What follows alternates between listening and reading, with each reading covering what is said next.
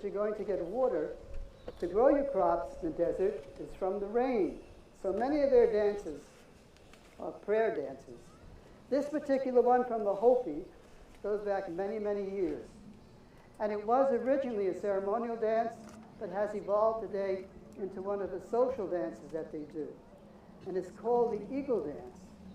They say many years ago, when the eagles fly very, very high in the sky and do very particular kind of movements, that's a sure sign that rain is going to be coming soon.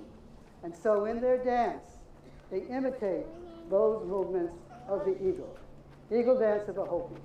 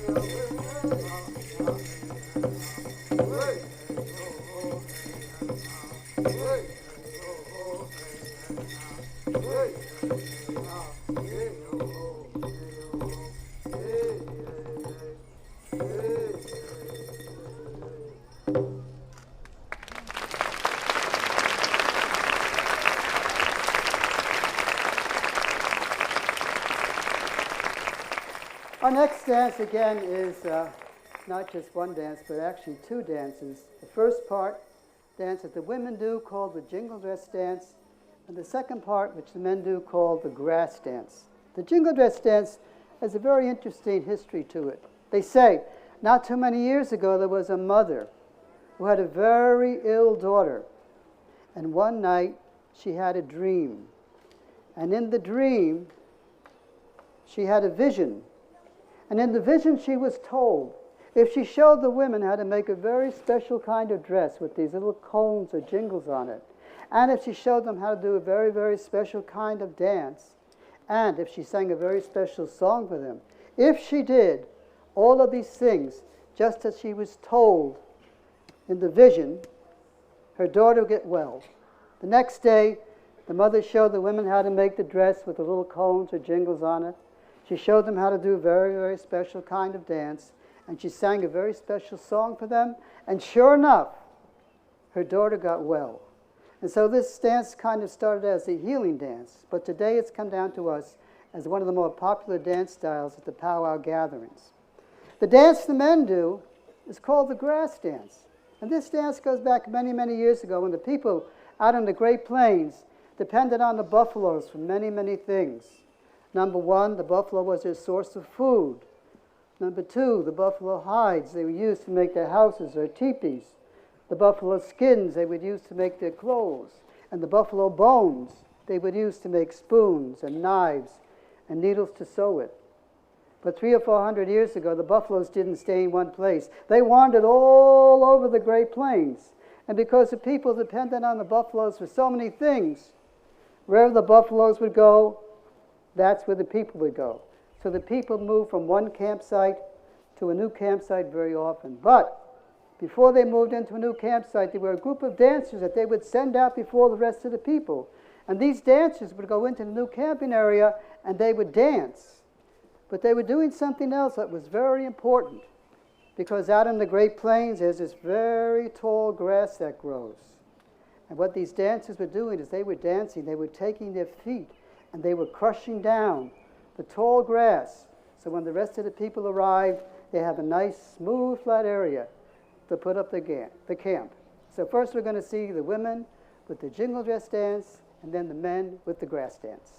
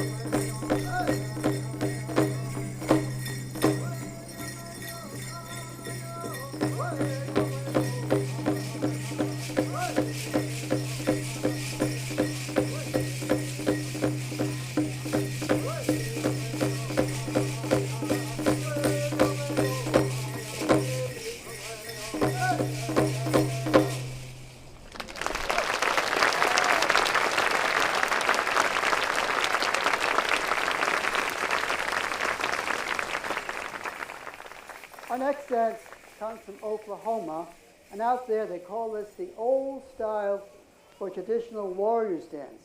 And they say this is the way the warriors used to dance many, many years ago.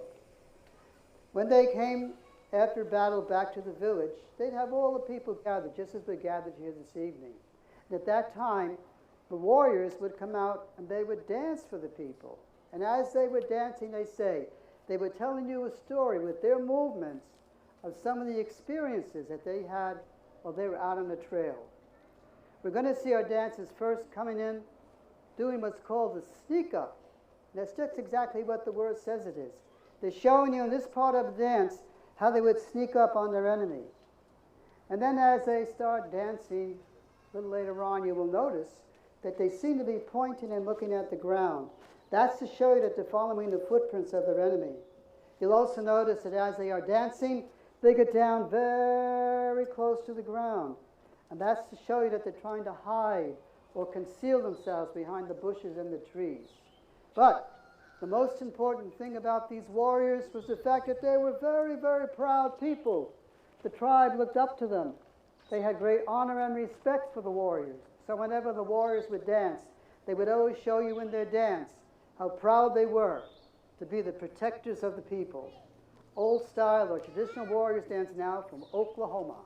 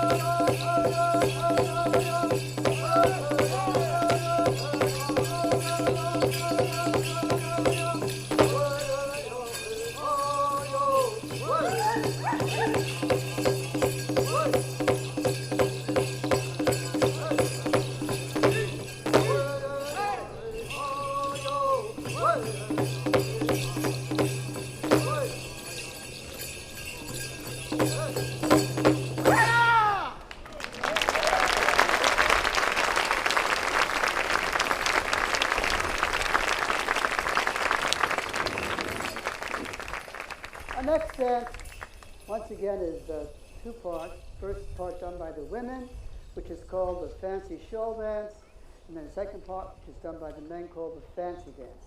And this dance also has a very interesting story to it. It was created back around 1945, right after the Second World War. Now, traditionally, the women did a very slow kind of dance around the outside of the circle. And on the inside of the circle, of course, the men would be doing a much more vigorous kind of dancing. But during the war years, not only did the men volunteer for the armed services, but so did the women. And they had an opportunity to travel all over the world. And they would watch the women in these many different countries and saw how they were dancing. And so when they got back to their homes, they said, we want to have a dance, and we don't just dance around the outside of the circle. We want a faster rhythm. And we don't want to just dance on the outside of the circle, we want to dance on the inside of the circle too. So they created this dance called the fancy shoal dance. And when the women do this dance, they wear the shawl over their shoulders and over their elbows. And they spin and they turn. And the fringe on the shawl sways back and forth and reminds you very much of the feathers that the men wear. Now, when the women dance, they do not wear the feathers and they do not wear the bells on their legs like the men do. But their footwork and their movements are very similar to the dance styles of the men. A young man is going to come in right after they finish and do what's called a fancy dance. And this, again, was created right after the war when all of the men saw how they were dancing around the world. They said, when we get back to our home, we want to dance a little more lively, a little faster rhythm. You just saw the old style dancing. They say, we want to dance a little faster. We want to move. We want to do fancy movements. And so they created what they call the men's fancy dance. And so first we're going to see the women with the fancy shawl dance, and then our young man with the fancy dance.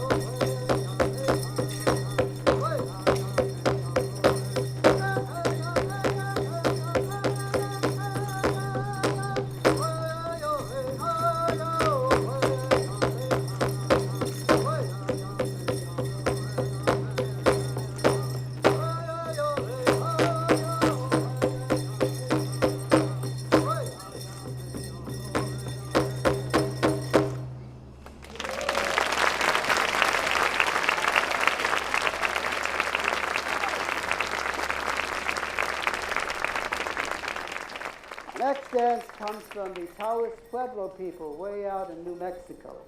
And it's called the hoop dance. The object of the dance is to take a series of hoops. The first, place them on the ground. And then while the dancer is dancing, they pick up each one of the hoops without using their hands and dance in and out of the hoops while keeping in time with the rhythm of the drum.